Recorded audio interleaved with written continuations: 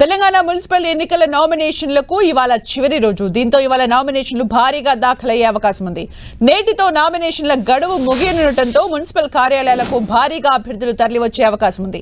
సాయంత్రం 5 గంటల తర్వాత మొత్తం 3 రోజుల్లో కలిపి ఎన్ని నామినేషన్లు వచ్చాయనే దానిపై తుది స్పష్టత వస్తుంది.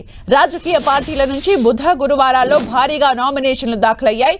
రాష్ట్ర ఎన్నికల సంఘం డేటా ప్రకారం తొలి రోజు 902 నామినేషన్లు రాగా ఇందులో కాంగ్రెస్ నుంచి 382, బీఆర్ఎస్ నుంచి 258, బీజేపీ నుంచి 169 నామినేషన్లు వచ్చాయి.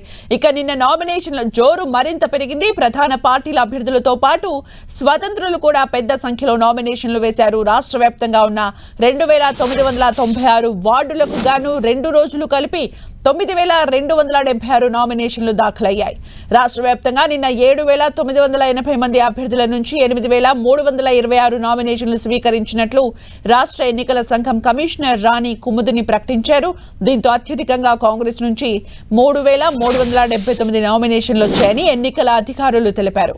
బీఆర్ఎస్ నుంచి 2506, బీజేపీ నుంచి 1709, ఆప్ నుంచి 17, బీఎస్పీ నుంచి 142, సిపిఎం నుంచి 88, ఎంఐఎం నుంచి 166, టీడీపీ నుంచి 10, ఇతర రాష్ట్రాల్లో గుర్తింపు పొందిన పార్టీల నుంచి 141, ఇండిపెండెంట్ అభ్యర్థులు 918 నామినేషన్లు వేసినట్లు ఎన్నికల సంఘం కమిషనర్ రాణి కుముదిని ప్రకటించారు.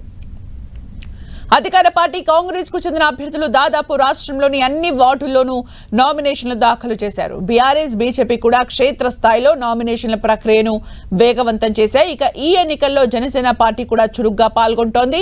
పెద్దపల్లి వంటి ప్రాంతాల్లో ఆ పార్టీ తరపున నామినేషన్లు దాఖలయ్యాయి.